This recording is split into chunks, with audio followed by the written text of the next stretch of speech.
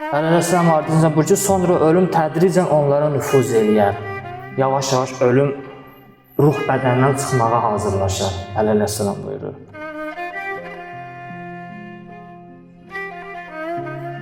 Həmin vaxt o ailə üzvlərin arasında olar. Gözü ilə onları görər, qulağı ilə sözlərini eşidər, ağlı sağlam, düşüncəsi yerində olar. Yəni dəli deyil bu adam. Bu adamın ağlı yerindədir. Ola bilər məsələn də yerdə çapalayır, qıvrılır, nəsə qəribə səslər çıxardır. Amma ağlı yerindədir həmin şəxsin. Ağlı yerindədir və sənin görmədiyin şeyləri görür və danışa da bilmir. Biz öyrəşmişik, danışırıq, oraya gedirik, buraya gedirik. Elə bilirik ki, həmişə belə olacaq. Yox, bu cür olmayacaq həmişə. Biz vərdiş eləmişik. Biz danışırıq, Allah istəyir ki, biz danışırıq. Allah istəməsə biz danışa bilmərik.